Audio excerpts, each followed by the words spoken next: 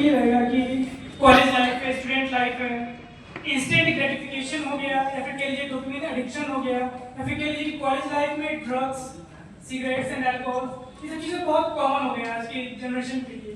इसके ऊपर आपके क्या विचार है? First I would like to okay sir.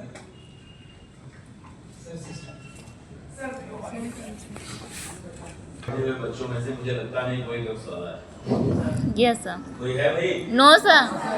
पक्का? पक्का। वो जो दूसरा आपने सिगरेट और अल्कोहल का वो तो मुझे लगता है कि आउट ऑफ फैशन कई बार दिखावे में आता है, ये बच्चे कर लेते हैं और फिर उसके बाद एक समय आता है उसको छोड़ देते हैं। कुछ एक बेहतर दायित्व तो समाज का होता है जब आपने गली गली में नुक्कड़ से सिगरेट और शराब की दुकानें खोल और उसको रेवेन्यू का एक माध्यम भी बना रखा है, निश्चित रूप से वो कहीं ना कहीं आकर्षित तो करता ही है। जो धर्म का क्षेत्र है, जो कि मैं भगवान विश्वनाथ की सेवा में हूँ, मेरी सारी चीजें उधर से ली जाती हैं बात करते हैं, तभी मैंने आपसे अनुरोध और उससे कहा गया इसको ले जाओ किसी सुटेबल स्थान पर ले जाकर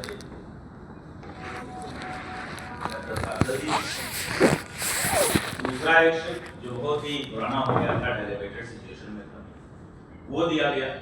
कैरेक्टर में दिया गया जो आपने कहा उन सारी आदतों का स्वामी था, वो सिगरेट शराब ड्रग्स वाला था और उसको ये बताया गया कि इसको उसमें कार्गो भी बहुत बड़ी नहीं था, नाम दिया गया और ये कहा गया साहब इसको लेकर लंदन की पोर्ट पर से ले जाना, लंदन में इन चीजों की मूल्य यहाँ से ज्यादा है उसको भेजना।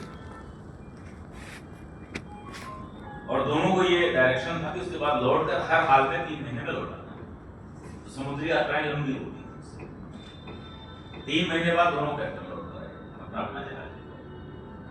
तो जो कम योग्य कैप्टन था वो लंदन में पैसा वैसा बेच के यात्रा का खर्चा निकाल के प्रॉफिट जनरेट करके वापस आया। जो बहुत बढ़िया वाला कैप्टन था, बहुत बढ़िया बिल्कुल नए जहाज में जिसको बढ़िया कार्गो दिया गया था, वो वापस लौटा, उसका सामान दिखाई नहीं। उसने कहा साहब मैं निकला और मैं जहाज में बीच में नाविकों से पता करता था, किसी ने कहा साहब इसका दाम जो है लंदन में अच्छा मिलेगा, तो किसी ने कहा न्यूयॉर्क में अच्छा मिलेगा, तो बार बार डायरेक्शन चेंज करता रहा और उसी में हमारे 2 महीने निकल गए। तो मुझे लगा लौटना भी है तो सीधे लौटेगा कि कम से कम कार्गो खराब ना हो जाए।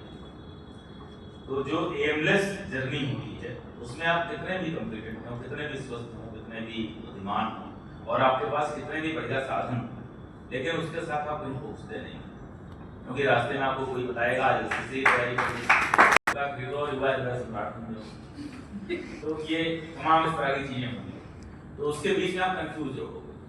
लेकिन वहीं जैसे एक दूसरा उदाहरण मेरे अपने जीवन से है, हम लोग जब पढ़ते थे विद्यालय में तो हमारे साथ 12वीं में पढ़ने वाला एक छात्र था जो 12वीं कक्षा में 4 विषय में फेल हो गया।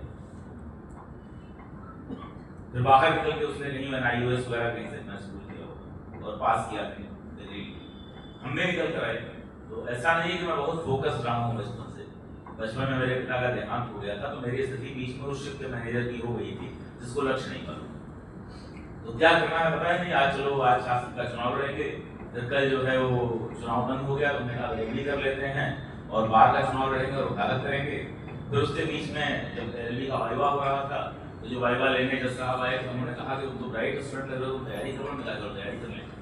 तो हमको अपना लक्ष्य पाने में यानी कोई एक स्थान पाने में इंटरमीडिएट पास करने के बाद 12 साल लगे और जो दूसरा लड़का था जो 4 विषय में फेल हुआ था, आज भी हमारा मित्र है, वो पास करके वो इंटर से निकला, उसका JNU से उन्होंने पढ़ाई